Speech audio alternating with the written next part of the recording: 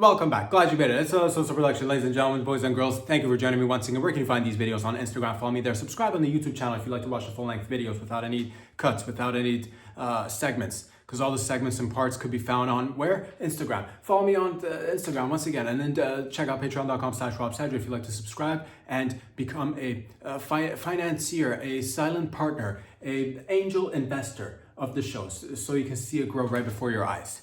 Welcome back. It's November the 13th, 2024. Boys and girls, ladies and gents, wherever you're tuning in from, whether it's Canada, down south in the United States, over there down south, further down south in Mexico, further down south in South America, over there in Europe, Asia, Africa, Antarctica, Papua New Guinea, New Zealand, the Netherlands, the Holland people, the Swedish people, the Finnish people, only waiting to be getting their journey started.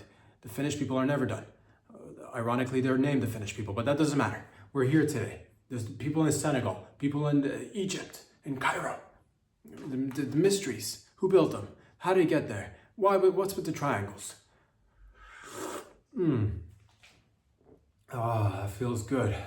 Dun dun dun dun dun dun dun dun dun dun. It is the 13th, lucky numero 13th, and it is halfway through the week, almost halfway through the month. Man. Excited to be alive. Got a lot to share with you guys and gals out there. I hope everybody's doing well. And let's get right into it. Let's just have some fun. It is Wednesday. Before we do get started, I do want to say preemptively, if you do hear any noises in the background today, there is a little bit of, I could tell you what it is, or I could just leave it up to your imagination. There's something going on in the next door. They're doing it could be as logical as an explanation, like it could just be construction. You might just say that. You might hear some noises. They've been at it since morning. Or it might be that they're having industrial sex. Maybe I hired a lot of people to have industrial sex. People who work hard, but people who also like to play even harder. People who play while they're hard. Maybe that's what I got going on next door for the effect. Should you happen to hear it, don't worry about it. Try to tune it out. But also incorporate it into the podcast, because that's what we do. This is the most raw shit you'll ever see. Construction noises, or again, industrialized sex. Just chainsaws, chains, old school goggles, maybe a little bit of just, working with metal, and then getting greasy, and then it's break time for industrial sex time. Because again, those who work hard, play hard. Let's get into it. So yeah, if you do hear a little bit of noise, just and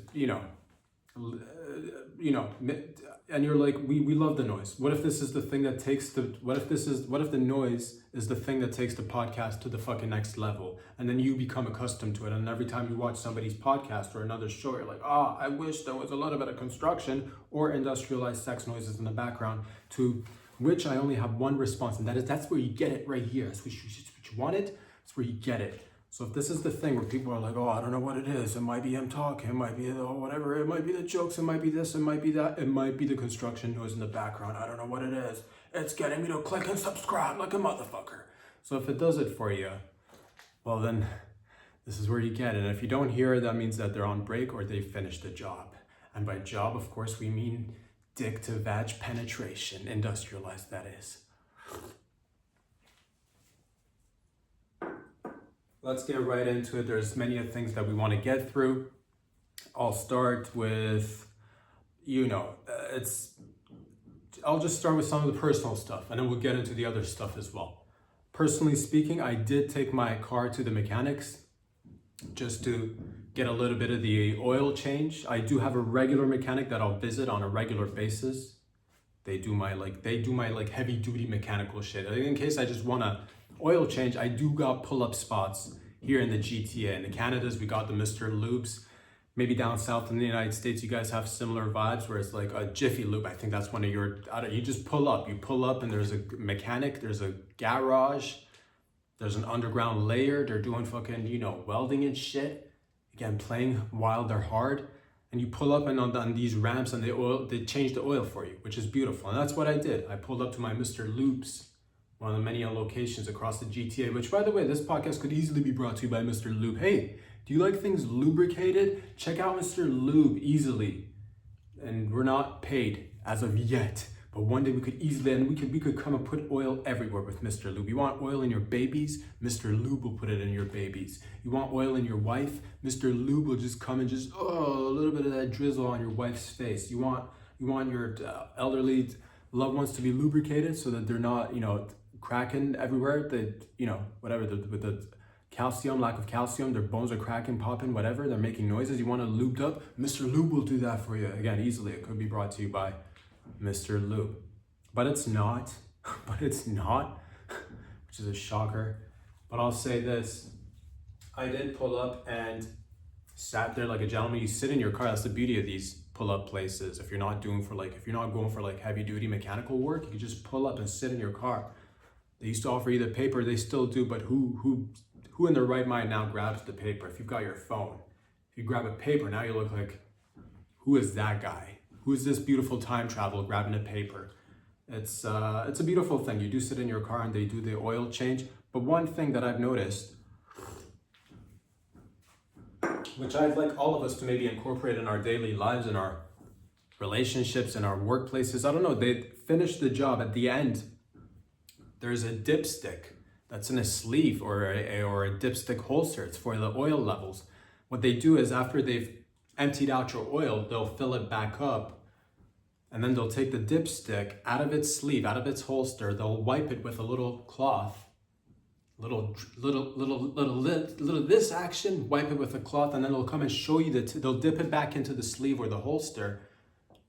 They'll pull it back out and they'll come and show you the tip. They're showing you the tip, which is one of those things, I think, because when you go to your regular mechanic, you just hand them the keys, they go in the back where the garage area is, they do the work, and then when they're finished, they bring you the keys and the car's waiting for you in the parking lot. Whereas these guys are sitting in there, waiting, and they finish the job. So there's this other step to their, to the harab right before you get the bill. And I'm pretty sure this has gone, this was probably headquarters probably sent out this message that this is a part of our thing. This is what Mr. Lube does. After you do the oil change, you dip this stick, you wipe it off, and then you dip it in, and you show the tip. You gotta just show the tip. I don't know what, and that's the thing. When I pull up to any mechanical area for the mechanics, I trust you that if, you're gonna services, are gonna be provided, and I'll pay for those. So I trust you. That's just, I pull up. It's not like a random place either. Not to say that random mom and pops don't do good work or anything like that. As a matter of fact, my main mechanic guy is a local mom and pop. It's a beautiful Asian family that I've been going to them for some time. And yeah, if I'm gonna get ripped off, I'd rather get ripped off by one guy and one family. Hell yeah, giving back to the community, one family at a time. It's like, price of oil, why did it just go up significantly? Oh, it's got the schmandy pandy effects of the oil. It's now double. What? All right, player, you gotta pay them bills. I get it, it's all good. But the thing is, the dipping of the stick gets to me because I'm just like, it doesn't need it. It's just one of the, I trust you. I don't need to see the tip of but that's one of the things that probably they're like, what really sells them? What really gets them coming back? If you wipe the stick and show the tip, remember, to bring back the customers, you go wipe the stick, show the tip. That's what you do. And I'm like, maybe it does. Maybe there is something to it. Maybe I'm not registering because I'm not I'm not mechanically inclined. I know a few basic items when it comes to, but I'm not a gearhead. I'm not I don't know many. I know the very basics. I know where the windshield washer fluid goes, where the oil goes. If I need to change a tire, I can probably do it. Need be, all these. But I'm not a car guy per se. I'm a guy that's got a car. You drive a car, you got a car. You're a car guy. You're a car gal. We're all car guys and gals, and if you use one to get around. But nonetheless, the showing of the tip of the stick, I trust you. I don't particularly need it, but at the same rate, I'm just thinking, where else could we incorporate this into our daily lives? And I think next time, if I were to do the deed with a lady, with a full-blown female, legits, ovaries and all, you know what I'm talking about? Fallopian tubes for days. Talking one of the real ones, you know what I'm saying? One of them gals with the clitori, you know what I'm saying? With the labials, with the, with the areolas that lactate, one of them with the milk produced, one of them gals, if I'll get with one of those, maybe after I'm finished coming in the condom that is inside, or if I'll take the condom off my dick after I pull that, I'll grab a cloth, I'll wipe the tip of my cock and just shore the tip and be finished, in case Just one area where I thought we could like complete, because how else would they know to one, come back, two, that we are done here. How else would they know? You could of course do it with like drinks that you get outside, you know, get a drink from wherever, fast food chain, restaurant or whatever, put a straw in it, drink it up, fill it back up, put the straw back in again and just dip the tip and then take it out and then show it to whoever you went around and had food with, just to let them know you're finished with the drink, but this is a brand new drink. But that's what I want to do. Other places, if you can think of a few areas where you can like, you know, dip a stick, wipe it off, and then, you know, dip it again, show the tip, leave a comment. If you've been in your wife or your husband or your girlfriend or boyfriend and you took it out and cleaned it and then, you know, dipped it back in and then pulled it back out and then show them the tip, leave a comment. How did it make them feel? Did you feel like, yes, now they're doing the work. Now I actually, because before I wouldn't know. You know, it's one of those things. Like, I trust you. I don't need you to do it, but I guess there is something, because it goes on in all the chains. There's probably research. There's probably like think tanks. They're like, how do we get them to stay loyal? We need a loyal customer base. Take the dipstick out and show them the tip. That's what it is. So I like that. I'm going to implement that in my lovemaking sesh from now on, and I recommend you all do it too. Just so you let people know you're finished. And again, that's where you come back, reliable. And it's like a ritual. You know what it is, because random places you might go to, they might not show you the tip. And you're like, just the tip. They might show you the whole thing. And God forbid that happens. It's like, what do you do then? Do you just move in and never leave? Who knows? I'm just saying, something to just the tip. And I'm gonna keep going back, for sure. Ladies and gents, it is Wednesday though, and I'm feeling, you know, we're feeling like we're always feeling, you know, we're doing and if you're doing too, shout out to you for holding it down. All my ninjas out there holding it down, all my neighbors, if you know what I mean, all the nachos, if you know what that's right. Let's get into a little bit more of the, you know, just what's been happening personally. I'll share this story with you. It is a little bit more personal, and we like to get personal here. This is where we fucking get in touch with our, you know, everyday lives. These are the days of our lives. You could say that. I got in touch with a lady through a dating app, because that's what I'm on right now. Don't have too much time for, because your boy's dedicated, married to the game. So that's what I do. I get on these dating apps. Not much has happened lately. It's been a little bit of a dry spell, one of the longest dry spells I've had for some time. But again, priorities, you age a little bit more. Sex becomes not as important as it was when you were, you know, it's very important. It's still there. But not as important as you're, you know, as you're younger, you know, as priorities, what else? Life is all about, you know, learning, growing, you know, staying erect, but like saying there's more to life than erect. So I'm on the apps and I did match with somebody. I believe it was like Thursday or something. And I'm just like, I'm very straightforward right now for the most part, until like one day I collapse and I'm just like, all right, bring in the relationships. But no, your boy's gonna keep on going strong. Solo flights only. One flight per person. One solo pilot flying. Solo Flyers Club. The Flying Solo Club's members only club. Solo. Doing it. But yes, I did get in touch with a lady. We matched. Or at least I think it's a lady at this point. I don't even know what happened. I'll get into it.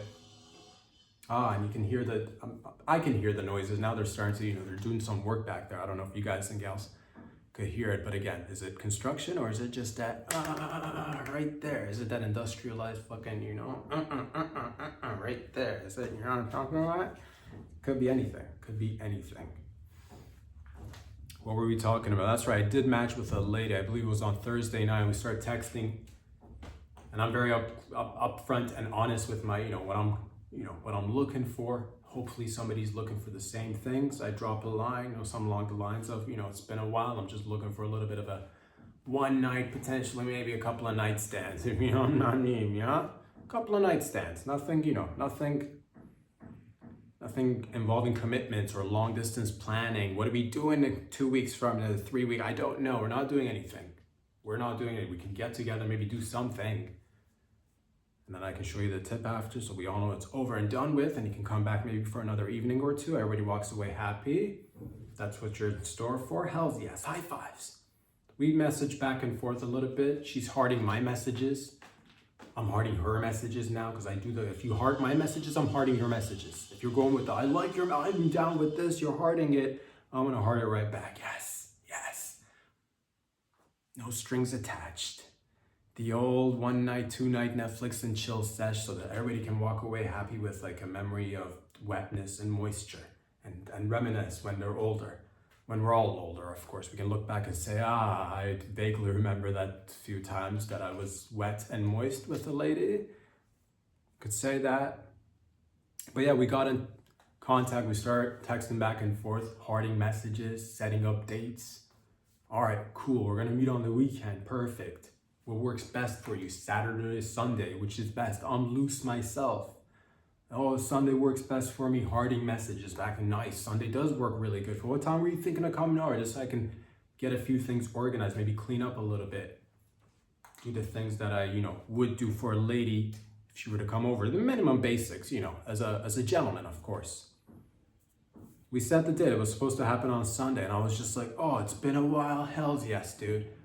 Sunday at around 5 to 6, that's when she said she's coming over. So we started maybe texting on Thursday, Friday, Saturday.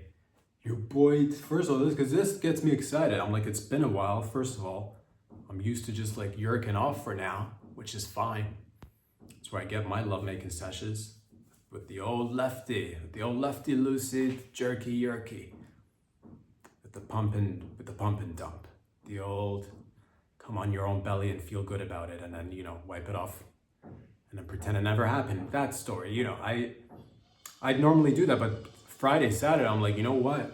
Let's keep it in the sack. Cause I was just like, all right, let's go down. I see, the heart's going on between the messages. So I'm like, this is for legit. This is gonna happen. It's been a while. Hells yes. When I went to the bathroom a few times just to take a leak, I looked at my pee. I'm like, yes. Mental high five to the self, pee. Yes, pee. Go pee. I said that to myself. That's internally, of course, high-fiving my old cock. I'm like, yes, see, I told you it's gonna happen. Just gotta be patient. I said that. Kind of looked back at me and started like cry a little bit and just like, okay. I'm like, all right, don't leave me yet. I said that. I'm like, see, it takes time. You gotta be patient and again, priorities. Being an adult and all that shit.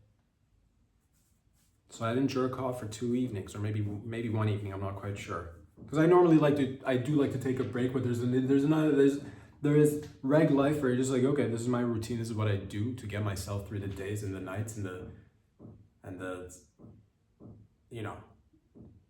the lack of touch and whatever, all that shit. So you do, you do the masturbatory activities, the extracurriculars.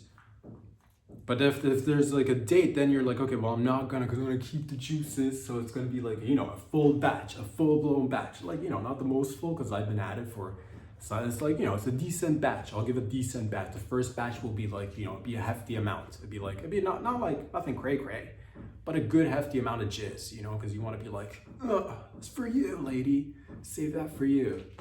And I did that. I saved it.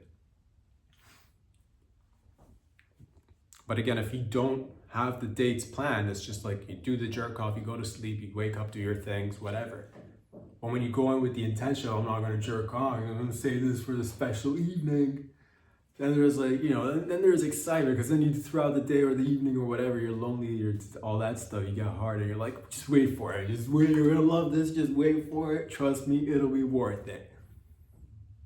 Cock's kind of just like peeking out of your pants, kind of like, you sure about that? You sure about that? How do you know even it's a girl? How do you know it's a lady? I'm like, I know because it's on the lines. It must be real. Texting back and forth, and, on the day of, I text her. I'm like, all right, this is even on the day before. I'm just like texting.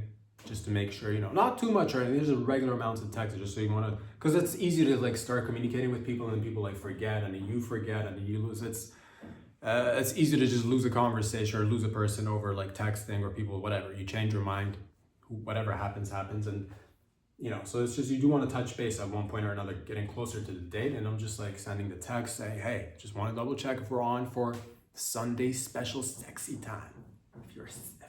sexy time. You just want to double check if it's sexy time, if it's going down. Just want to make sure. Confirm, yes, I'm good to go for sexy time. Like, yes, sexy time. Again, looking at my dick, I'm like, told you, it's gonna happen. Sunday comes though, and then we set the date, we set the time, and it's around, it's around maybe 4 or 5-ish.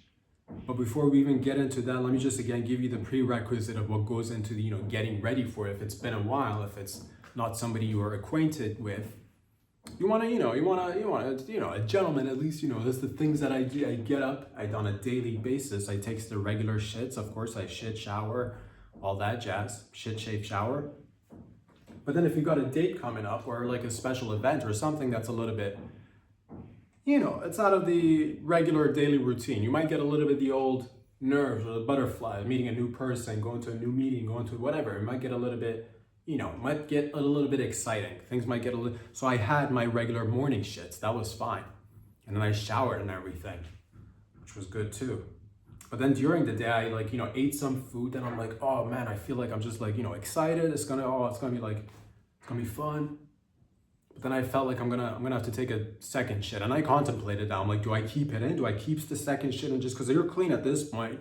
Do I keep the second shit, wait till the entire evening's done and over with, and then shit again in privacy? You know what I mean? Because I don't wanna, mid-sex shits, I don't wanna do that. I prefer not to do that if I can. Not to say there's anything wrong with it, but if it happens, it happens. Especially if you know a person, if you're acquainted for a long, whatever, it does. My body's your body, who cares?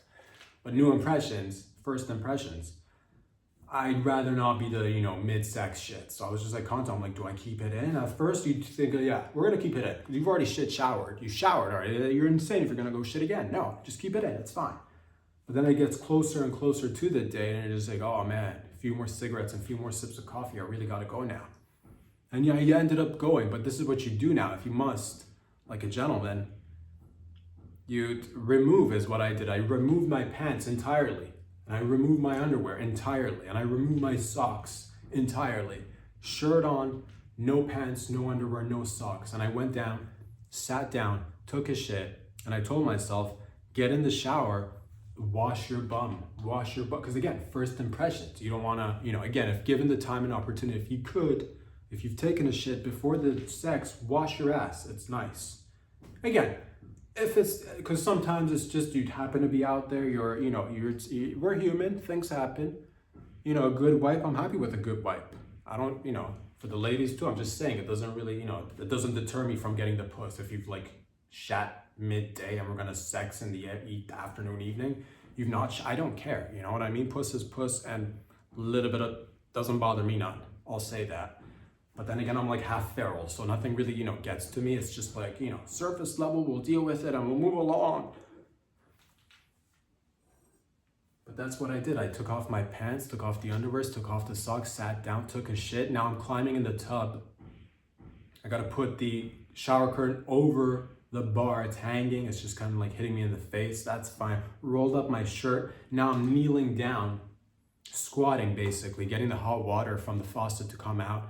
I'm cupping the water, I'm splashing my butt, grabbing a little bit of soap, splashing the butt, rubbing all around it, splashing around the nuts, around the anus, getting around, just really want to clean up. The water's getting on my legs, getting on my lower back. I'm rolling up the shirt, making sure it doesn't fall. I'm just doing the whole thing. It took a while. It was like Cirque du Soleil, but more nude, more raw. It was exhilarating, I'm not gonna lie.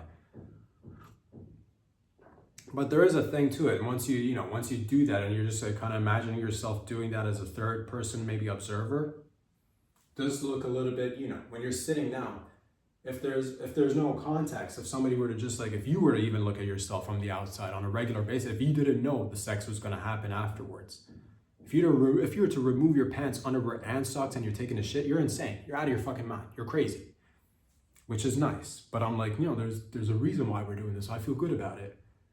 I like the fact that I'm kneeling down in a tub and splashing a little bit of water on my taint. I like it. But then again, it gets all over your legs. So you're okay, I don't want essentially shit juice, kind of shitty water on my, So I washed the entire legs. I washed my entire legs, washed the entire legs. But then there was a point where you're like, maybe I should just take a shower. Maybe I should just, but then no, you get the hair wet. Who wants that? You're like, let's not do that. And yeah, I didn't get any shit on my back or like upper body or anything like that. And again, it's been a little while, so I'm just a little bit like, again, excitement is what I like to call it. Some say nerves, some say that's the same thing, right? Gives you the second shits. But I did that and I felt good about it. And you're like, why don't you just get a bidet? You might say that. And to that I say, I'm sorry, I don't practice black magic and sorcery and your crazy voodoo out there. Bidet, what's next, homie? Am I gonna chase down a witch and get a little cup and fill it up with her tears? Am I gonna find a little wizard and pluck a little bit of the short and curlies and put it in a bottle and wrap a ribbon around it? What do we do? Am I gonna get a Ouija board next? And I don't do that. I don't engage in the dark arts. Thank you very much. Get the bidet. Okay. That's what they say, man. The bidet is like the gateway drug to black magic. So stay away is what I say. But also I hear good things too, so I'm a little bit torn, but it's more of a judgment call, I'm gonna say, for the time being. I'll splash water on my ass. Thank you very much. Too much technology, gets you soft. I like to stay hard. And so I say no to that. But yeah, no bidet for this guy. But then the time got closer to our date, 5, 6-ish. She said between 5 and 6. And I'm like, yeah, that's cool. I like the ish. I don't like, give me a rough time, at least so I know when I'm supposed to be ready and all that stuff. But yeah, 5 o'clock comes, no show. I'm like, all right, we did say 5 to 6. This might still, she's running. She's running. I look at my clock, she's running late. It's looking back at me. It's showing me the finger. I'm like, where'd you get that? 5:15, no big deal. Everybody's late 15 minutes, no big deal. Not a big deal. It's 15 minutes. Who cares? 5:30, it's getting close. It's half an hour. We said 5, 6-ish, half an hour here and there. Who cares? Whatever, she'll be here. 5:45, not a text, no nothing. I'm like, you know what? In her profile, it did write that she wrote she's occasionally late. She's fashionably late. She you know what? That's what she did. She's doing that fashionably late shit. She's doing that. I personally like being prompt. I like being on time. If I say I'm gonna be somewhere at a certain time, I show up there. 6 o'clock comes around, nothing, no text, no response, no knock. Look at my cock, it's just like, it's getting ready to just get a little stick and tie a little do-rag at the end of it and fill up its personal belongings, just like run off to the other side of the tracks. I'm like, stay with me, we're in this together. We're in this together, soldier. 6:15, no text, no response, nothing. Gets closer to 7, still nothing. I'm like, all right, maybe we should, send a text, but you don't want to seem like, because we already set the date, everybody's hearting messages, everybody's like, we're on the same page, we're in it together. Around 8-ish, I started to think, maybe this isn't gonna happen. Maybe this is not gonna happen. And then things got closer to 9. I did send a text back. I'm like, hey, just wanted to, see where you're at for this, if the sexy time is just waiting for the, sexy time. We're still on for a sexy time, We're gonna do some sexy time. I said that in the text. Or something along those lines, I don't remember. Just want to confirm, double checking, are we still on?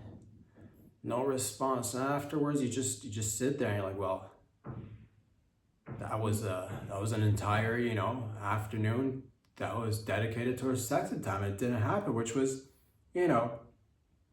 retrospect. And I'll say this, there's a relief that comes out of it. Because, when you're out there doing the solo flighter, when there's a thing to meeting people. It is a thing. I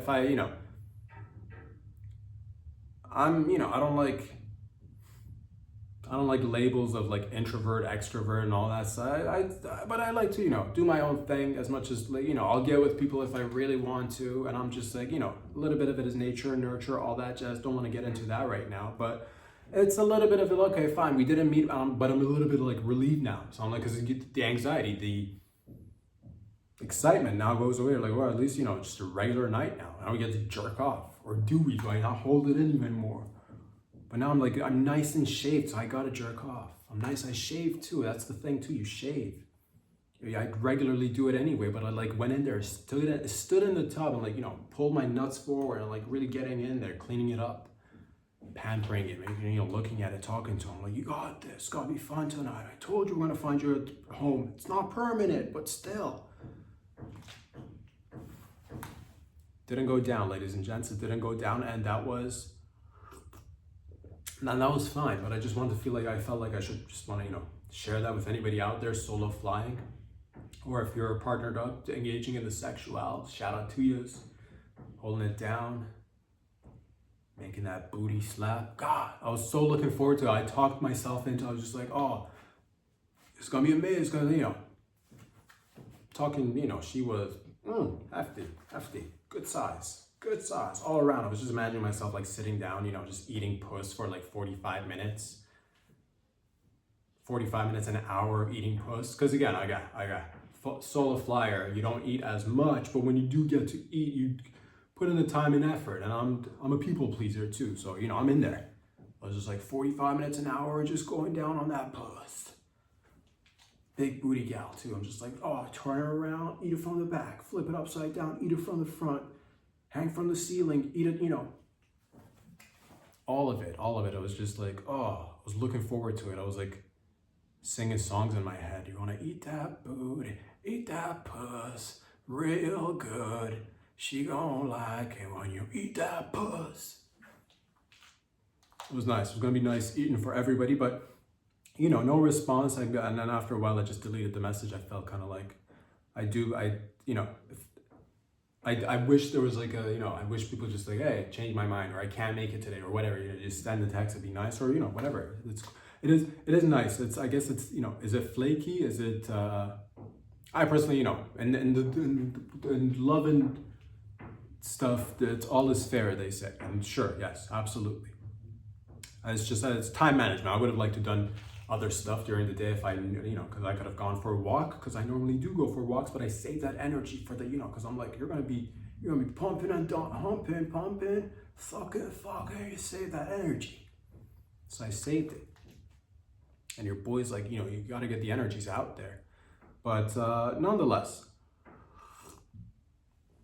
I wish everybody the best out there. But I'm just saying, I was ready to go down for 45 minutes to an hour, and that is something you can bank on. Bank on that shit right there. That's what I says. But it is what it is, ladies and gents. So that's where I'm at right now. I did jerk off, and I felt good about it because my nuts were clean. And I'm like, yes, you deserve this. In other news, in other events, globally speaking, that is, I do feel like we are failing the younger generations to a certain degree, because I was just walking, I was on the streets, and I got approached. I was having a cig, enjoying a dart, and then a younger gentleman approached me, you know, with a joint in his hand. He's like, hey, could I borrow your lighter? And he looked like he was maybe in his, you know, early 20s, mid 20s or something. So I'm just like, yeah, you gotta, you know, I'm smoking. You want a lighter? You want to borrow it? By all means, have the lighter, light your spliff, light your joint. It's all good. Grabs the lighter and then he starts staring at me, staring at me, looking at me. So I'm now smoking, staring at him, just like, do you need anything else? Can I help you somehow? He's holding the lighter and he's holding the joint and he's looking. He's like. His brain was just like, he was having a difficult time. I'm just like, what is going on, fella, young man? What is going on? He's like, I can't, because I'm used to, and I'm like, get it out. What is it? What is it, boy? Say it. What is it? It's like, I can't, because I'm used to the jet lighters where you press the button and it's just a jet lighter. It's like, you've seen the blue flames. Those, I'm used to that. I can't work a regular lighter. And it's something in me. I'm just like, oh, we are failing the younger generations. You know, I'm talking probably, again, mid-20s, if not a university student, probably, you know, a young man getting out into the workforce working.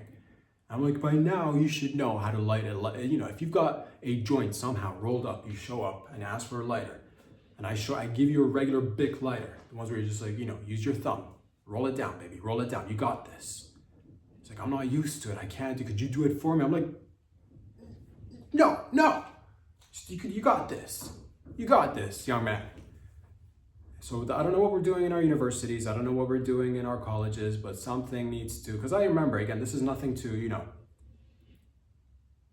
again, some may have allegedly when they were younger have made, you can, I'm not going to say who or what or when, I'm just going to say, people have been known to drive with their knees and roll a joint right at the same time. I'm not saying you should, I'm not saying anybody did, I'm just saying if people allegedly may or may have the ability to drive with their knees and roll a joint at the same time, when they were younger, of course, nothing to be proud of, I'm just saying, again, who's doing what? Anyway, allegedly.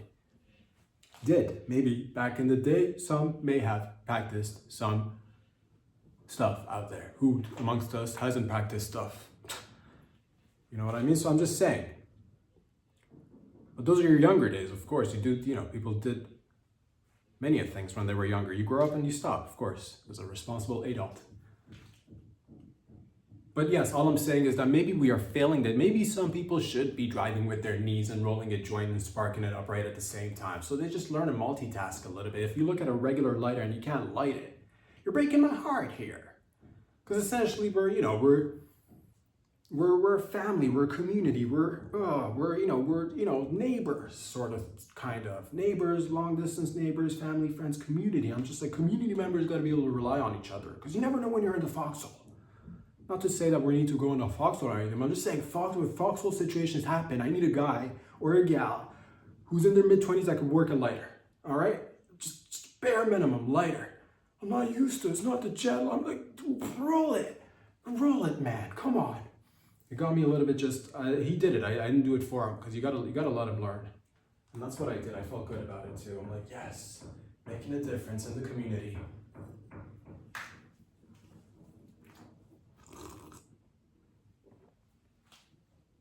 Happy Remembrance Day, everybody. I believe it was Remembrance Day.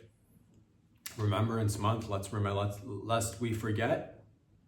Let us not. When we just go with let's not forget? What's up with the weird language? Lest we forget. Let us not forget. Thank you for all the men and women.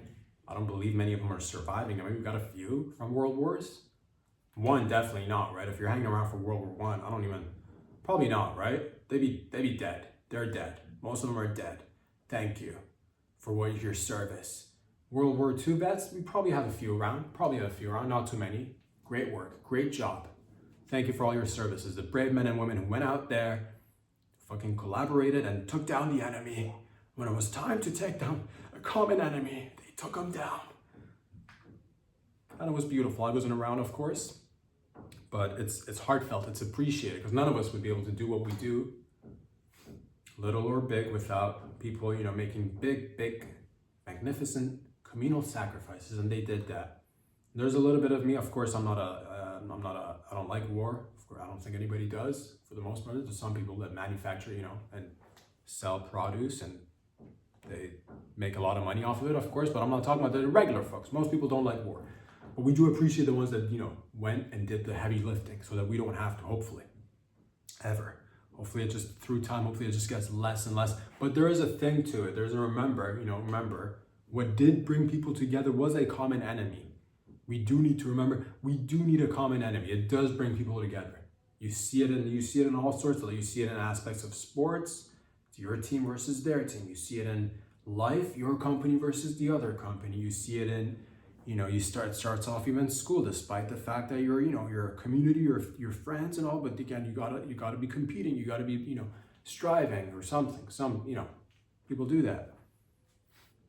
Of course, it happens in politics. We just had a huge glimpse of that, and thank God it's over and done with. And now we can just focus on the stuff that matters on a daily basis. But there is us versus you needed that. We needed that. We needed that.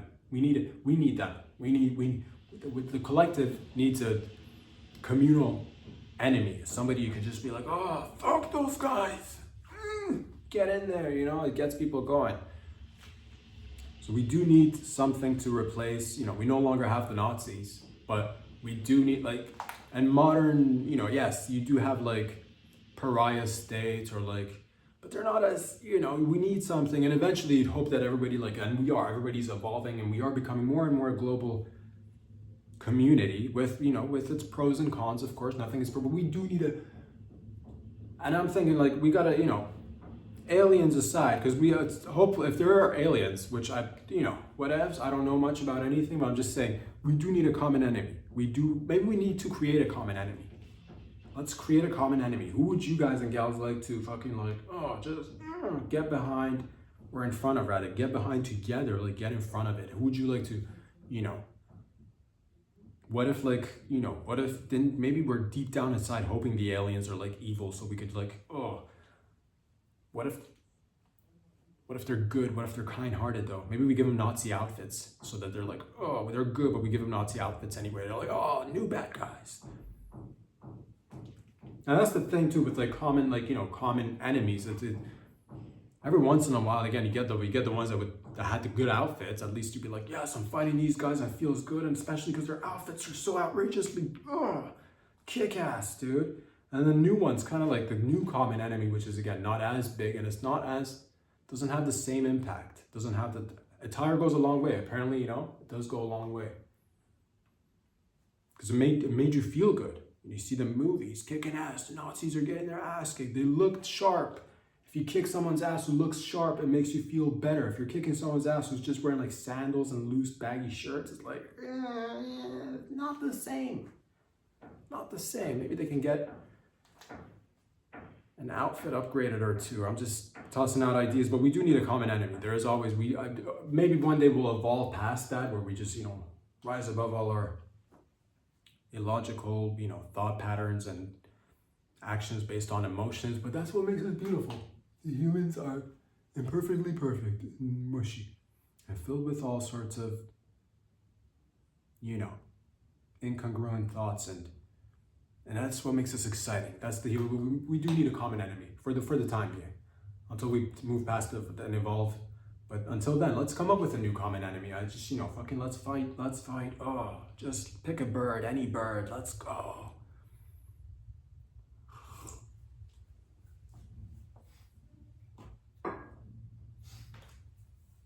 Ladies and gentlemen, but there's beautiful people making all sorts of sacrifices, men doing many of things. You don't have to be fighting wars. We are all fighting our own little battles, little or big.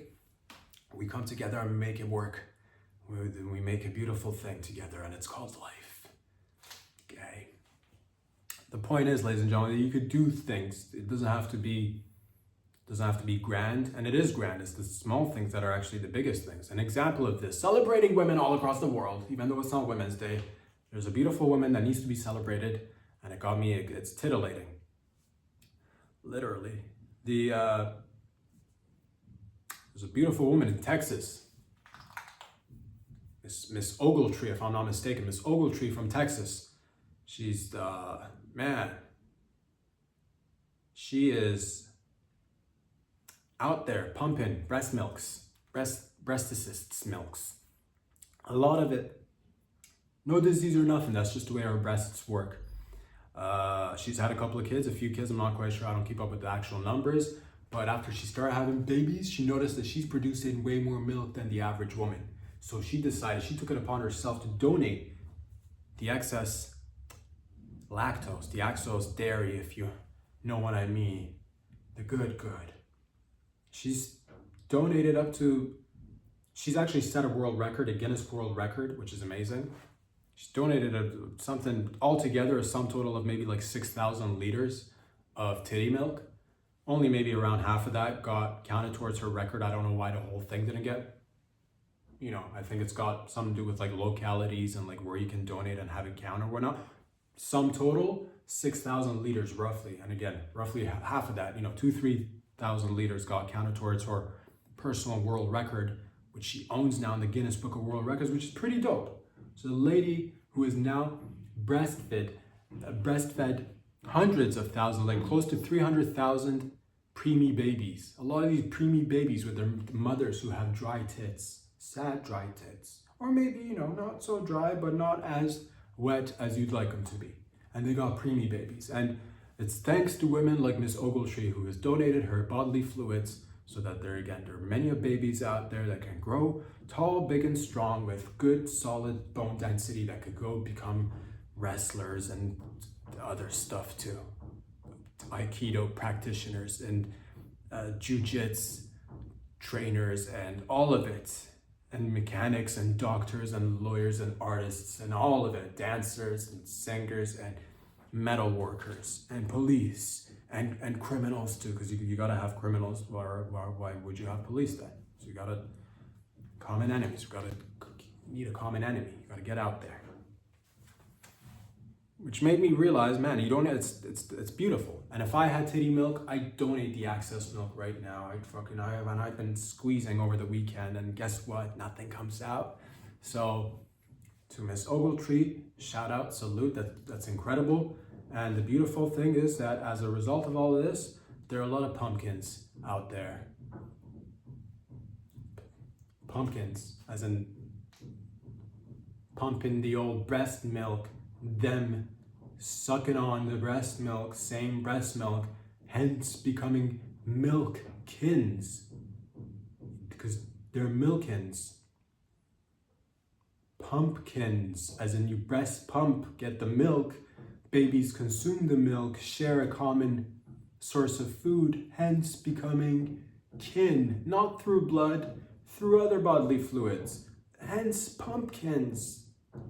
I'm not talking about Jacqueline titty milk, common titty milk. People used to do that. Cultures around the world, you'll hear these when a mother is having a baby and maybe a sister is simultaneously having a baby at the same time, or a friend, and one of them bitches is dry, the other one will step up and say, you know what, our babies could share a tit, and you'd be raised on a sister's tit, or like not a sis, but like they're like on an aunt's tit milk, or a friend who's really close to the woman who's given birth, and she too is given. So they're like friends, but they're like sisters because they're bonds with. And you're like, oh, I got like, and then those two babies who shared the milk, they're pumpkins essentially. Same thing. This has been a thing throughout the world. We've done that. You have people who do that as a job. They go around breastfeeding babies because, you know, some do it out of affluence too. You're like, I'm too good to breastfeed. I need another person who maybe, or maybe not. Maybe it's just a lack of milk. Maybe you're just, maybe for whatever reason you don't produce milk, and there's a lady that is walking out just dripping, making a mess, put a baby on the tit. So yes, I can't, of course, do what Miss Ogletree did. Shout out to you, setting a world record. I will, if I come across any bodily fluids that could be donated, I will get it. I can't donate, I don't think I can donate blood because I did steroids when I was younger. I think, if I'm not mistaken, that's a no-no, I think. But that's the type of blood you want, essentially, though. I know it was a long time ago, but still. If there's like reg blood versus like steroid blood, I don't see why what's the downside of getting steroid blood? Why would I not want stronger blood cells? Why would I not want the blood cells that are, you know, putting iron chains around their necks and doing dips? You know, why would I want regular blood cells who may be smoking in a corner? You know, why would I? I'm just saying, what's with the discrimination? It's not fucking AIDS. It's better. It's better blood, it's stronger blood. I don't get the reason.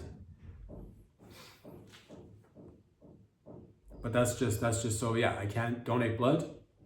Organs, I'm going to keep them intact, and I don't think I'm going to give them up when I pass away. I think I'll hold on to them. It's nothing, it's a personal choice. I like to keep things intact. I like to, whenever the time comes, I like to keep everything intact on my personage. If anybody needs urine, I got urine. I got piss. I could donate piss. If anybody needs to fucking, if you need jizz, I don't have much, but I will do my part. I'll get in there frequently, but I can't give you much. I'll give you little doses. Frequent doses, not much in terms of quantity, but I'll give you multiple batches. That's what I can promise, and that's what I can deliver.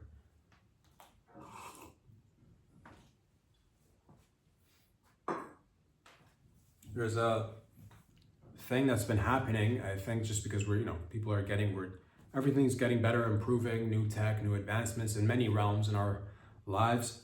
Of course, self-care, all that jazz, physical, mental health, all that betterment, overall betterment. We're doing it. We're doing humanity better, one day at a time.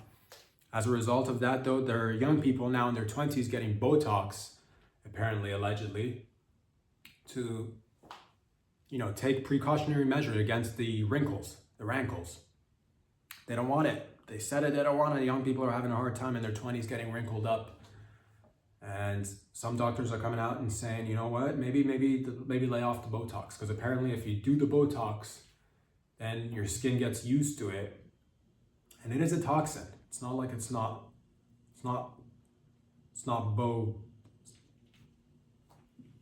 whatever the opposite of toxins are. It's not antitoxins. It's Botox. You put it in there, you get used to it, so your body, your skin becomes used to it, and next time you need more, and then more, and then more, and then more, and then you do this for maybe 5, 10, 20 years, and then you just gotta walk around with syringes and just stab yourself in the forehead, so you're like, because I don't want to get a wrinkle. So people are doing that, and some doctors are coming in and saying, hey there, maybe you should hold on and pump the brakes on the old Botox. Which, whatever, people should do whatever you would like to do. Do whatever you learn from things. It's actually good. Get more Botox. Get it young. Get it give it to your babies. Botox that baby. Think about it. A non-wrinkle baby. And babies come out wrinkly. You've seen them. They come out with folds. Maybe that's when we should start. No fold babies. Those babies all just no folds. No rolls, no folds babies with Botox. Botox for babies. That's what we should produce together. Botox for babies. Tired of wrinkly, folded babies? Ugh. But no, there should be, if you're telling people don't do something, you should provide a alternative. And that's where I come in, because the article ended with the doctor saying, maybe pump the brakes. And I agree, maybe you should. Or maybe you shouldn't. Maybe you should go fucking double down and again, get 3x the amount of Botox you were getting. Get really ahead of it. Just get ahead of it to the point of doesn't even have the time to think about it. The wrinkle, Botox blocked right there. But no, you should provide methods where people can, if you're not doing something, you want to do other things to get rid of the wrinkles. I thought to myself, well, get a cheese grater. Get a cheese grater, flip it on the fine side, and just use the cheese grater on your face. Just get rid of all the wrinkles. Get rid of the first 2, 3, top 20 layers of your skin. Use the cheese grater. It's great. You'll remove all the wrinkles. Get rid of the skin. I would suggest get a cheese grater, grate your skin all the way to the point where you reach bone. If you reach bone, you will have no wrinkles to deal with. And that's essentially the best remedy to all this wrinkle game. I think we just did it together. So yes, get a cheese grater, get a power sander, and get your friend to fucking come up and just sand your face and just get rid of all the wrinkles. Do that. I think that's a safer, more long-term plan, because again, Botox, you'll have to go back, get rid of your skin altogether. No wrinkles, Where's the root of the problem? That's what I say. Get rid of it. Peel it off. Just one swift, start bleeding. But after the pain comes serenity and knowing that wrinkles, what wrinkles?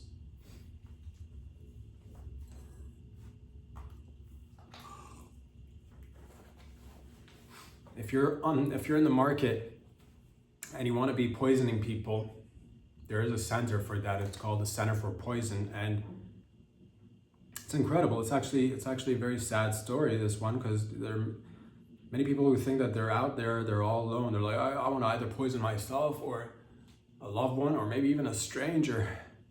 You're not alone out there. There's a Center for Poison. You can call these people up and they'll tell you what to use. Who knew? Center for Poison Control. It's like, how much poison do I gotta eat? How much poison do I gotta feed? How much poison is necessary for whatever? And then but who do you even discuss these things with? Nobody. Until now, until more people talk about this, until more people talk about it. Center for Poison Control, or just poison. Center for Poison. There's a Center for Poison. You're not alone out there. That's all I'm trying to say, man. That's all I'm trying to say. Yeah, because you don't know. Do you just go with chemicals you have available at home, like bleach or, whatever else you got at home, baking soda? Could you even I've been eating baking soda, nothing's happening. Call Center for Poison, Center Control, for Poison Control Center. You're like, I want to just, I want to surprise everybody and poison everybody at the local birthday party for whoever. Poison for not too much, not like a full-blown, like, you know, just a little, like, just for fun, just for, you know, so you can go to the hospital together and like spend maybe 3-4 hours getting it pumped out of your stomach together and build friendships that last a lifetime. Otherwise, you'd be making a mess. Too much, too little. Oh, it could go wrong in so many ways. What a shame. If only more people knew. But now you do. Center for Poison Control. Controlling the poison. It's very important. You got to do that.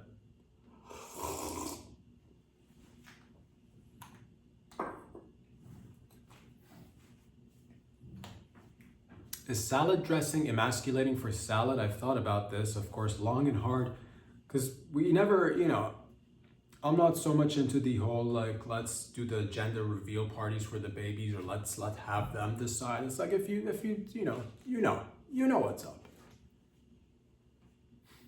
You know what's up. But salad never got a chance, you know. How do we know the salad wants to be covered in dressing?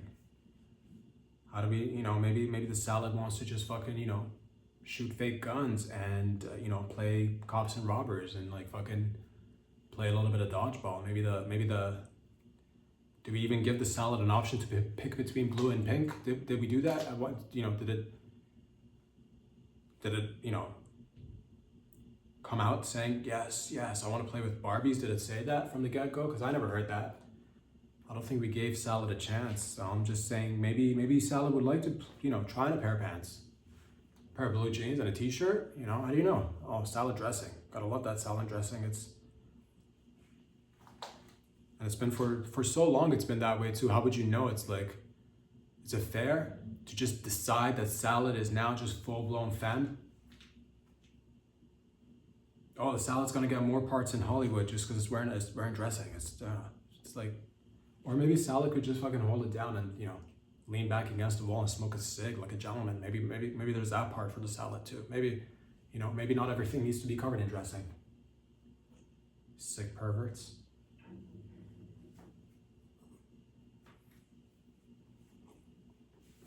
When bears are boxing, is it called bare knuckle boxing, or is it just called regular boxing, the same way that we eat potatoes here and call them French fries, whereas the French just call them fries? Same thing. Do they, when they are boxing, do bears call it bare knuckle boxing? And why do we call it bare knuckle boxing? Because still human knuckles, still human hands, still human fists. I've yet to see a man or woman transform into a partial bear, specifically talking about bare knuckles. And why the bear? Why not moose knuckle fighting, beaver knuckle fighting, anything really?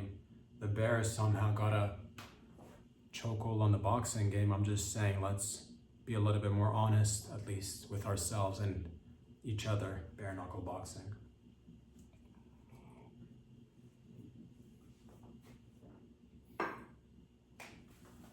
How come they don't have any weights? How come they don't have any like categories? How come they don't get any belts? Just because we're human, we think we're better than them. We can just go and like steal their shit and, you know, make it our own. Give a little bit of credit where credit is due. That's what I say. Poor bears. Ladies and gentlemen, there is something that's been going on for probably as long as the, you know, dawn of man, as long as time, or a really long time, for a really long time, it's been going on. And I think it's time for us to, you know, make a real difference. What am I talking about? In Sydney, Australia, a few, I'm not quite sure how many, a couple of few prostitutes, you know, ladies of the night, well, there in Australia, I've not been, but I've heard there is legalized brothels where you could go and you could purchase the sex from the sex workers. And, you know, these bitches, these hoes are out there selling their bods, right? And they're coming out and protesting for two reasons. One is some of them may have, you know, may have gotten, you know, work conditions that are, you know, it's a little bit precarious work conditions. One may be that, I don't know the deets. The other The most important one is pay. They're not happy with the pay. So some of them are going on strike. Hoes are going on strike. These bitches are going on strike. And as an international player pimp, pimping big time internationally, I like to say that it's time to unionize and make it right. Make it right. I'm calling to unionize all pimps internationally, all players internationally, player to player, pimp to pimp out there. We should, because sure, like, yeah, they're providing most of the service, and it's like right now it's sitting at the pay split, I believe, is somewhere around the 40 to 60 split, or 60 to 40, depending on, with the house versus the person, the brothel versus the person. So we're landing somewhere around 50-50, Bitches get 50, brothel gets 50. That's kind of the deal right now. As a pimp, I like to just say that we should unionize, and because yeah, sure, they could, they provide the service, the full-blown services, but as a procurer, as somebody who brings in the pimp, as the procurer, we do the heavy lifting, we do the most work. Pimps, it's unappreciated work. That's the thing. So I like to say we should pay them probably less. Pay them less. Pimps have been getting just fucking sidelined with online apps and websites where hoes and bitches can take more initiative and have more agency and have a little bit more autonomy.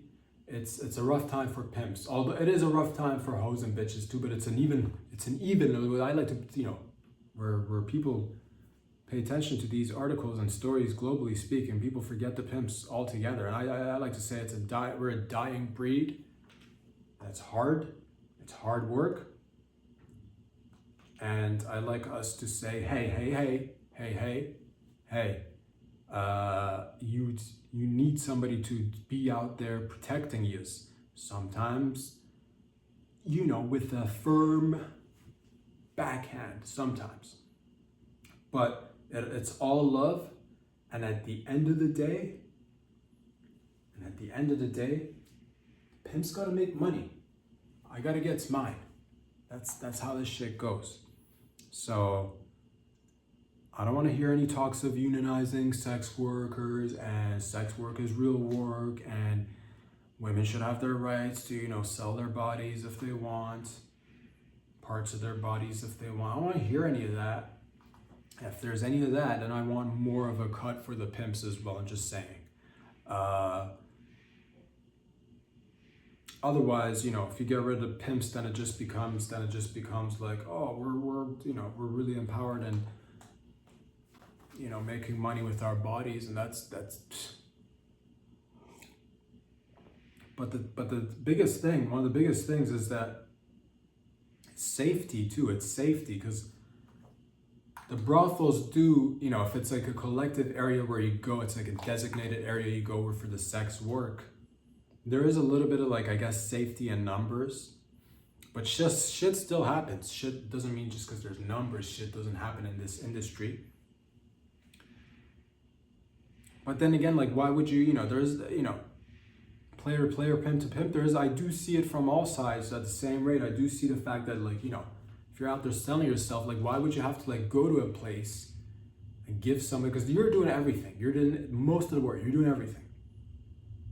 Why should you pay the house or the brothel any money at all if you could just turn your own residence into a brothel, if you could, manage your own clientele, keep all the money, go 100% full-blown legalized, decriminalized sex work, full-blown money in your pocket. You could do that too, although I wouldn't be happy about it as a pimp, but I do have a heart of gold when it comes to it. But it's mostly for me though, and again, if we could just keep these bitches from keeping a little bit less money and more in my pocket, I'll be quite frank with you, I'll be happier. But fine, sometimes you gotta just do the right thing, I guess.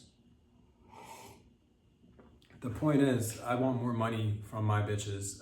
For the meantime, I like to just call for all pimps to unionize globally. Yes. bitches be doing work and it's real work. If we did that, then there'd probably be like, we're all slowly heading towards that direction, maybe in one shape or form or another. So I'm a little bit torn about it. Leave a comment, let me know what you think. I do believe sex work is real work.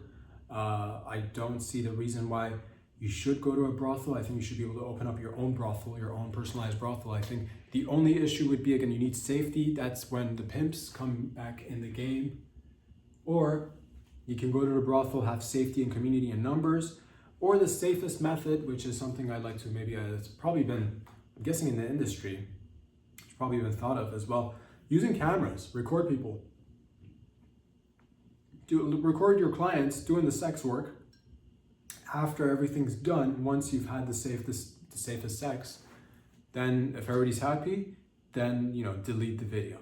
But just so everybody knows, while you're there, you're gonna be on camera so that it's like safe sex. Because you wouldn't just because it's a brothel and there's bitches doesn't mean that they deserve less respect, or they deserve their same respect as every other bitch out there. Same, men, women, everybody, same.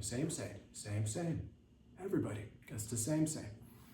So maybe, because if you record it and somehow ensure that footage doesn't obviously leave or get leaked somehow, maybe there could be safe providers of safe, secure sex video industry where they could safely and securely record you while you're doing the deed, so you make sure there's no funny business for all parties, really, for the Johns and for the hoes, everybody.